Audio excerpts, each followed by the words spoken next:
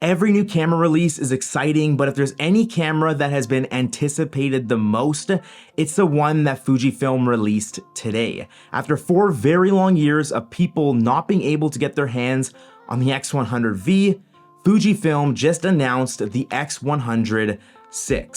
Okay, this is not the X100VI, but let's talk about some of the specs and the important upgrades that you need to know. Then when I do receive the camera from Fujifilm, because I am expecting it, we'll take it out and we'll actually go shooting with it.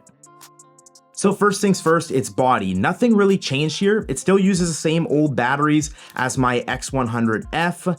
I'm not the biggest fan of these batteries, but if they wanted to keep the camera small, that's I guess what they had to do. It's got the same viewfinder and LCD as the X100V. It's a tiny bit thicker than the V by like 3mm and about 40 grams heavier. Everything else is basically the same in terms of dials, buttons, the single SD card slot, etc. I do really wish they would have brought back the D-pad, which you'll find on the X100F. You won't find it on the V and you won't find it on the 6. However, they did improve the tilting screen to be able to tilt down 15 degrees more than the X100V because there were a lot of complaints about the tilting screen on the V. Inside the body, we got a big upgrade and a new sensor. It's using the same 40 megapixel X-Trans5 high resolution sensor that you'll find in the X-T5. This camera actually has a lot in common with the X-T5, so just keep that in mind throughout the video. Now I've actually used the X-T5 and I can say this is a really good sensor. It's sharp, it produces a very clean and high quality image. And it's a big step up or upgrade from the X100V with its 26 megapixel sensor. In front of that sensor, you have Fuji's 23mm f2 lens, which is a 35mm equivalent. Now, this is an updated version from obviously the X100F. It's less soft and much sharper, but it is the same lens as the X100V. Now, even though the X100 series were never really video cameras, I have to mention these video specs because they are some of the biggest upgrades in this camera. The X100VI now shoots 6.2K up to 30 frames per second, 4K up to 60 frames per second, 1080p up to 240 frames per second. It can shoot in F-Log, F-Log2, and in 422 10-bit. It can also be used for streaming at 4K 60. Now 6.2K footage out of a little camera like this is absolutely crazy.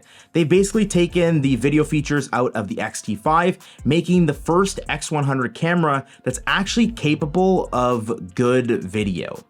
And that video is even more usable now because we finally have in-body image stabilization up to 6 stops. We still have the internal 4-stop ND filter. The F had 3, the V and the 6 now have 4. We have subject detection now, which we didn't have on the V for things like animals, birds, cars, motorcycles, planes, trains, etc. And we also have some integration of AI on the 6 to improve things like accurate white balance.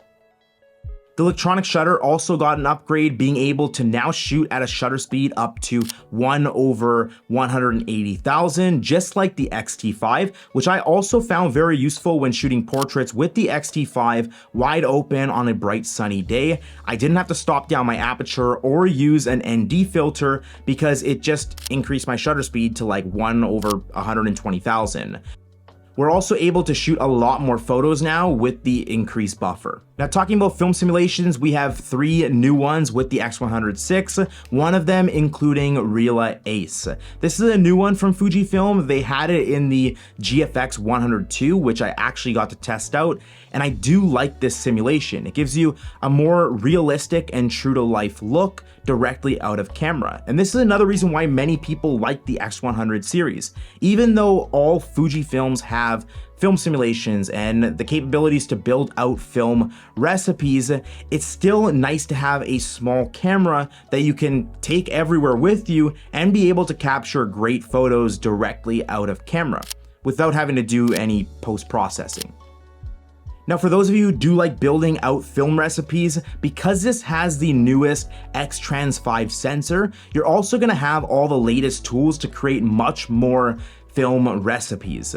The one reason why I'd love to upgrade my X100F is because it's using the older sensor and I don't have all the tools like tone curve, etc.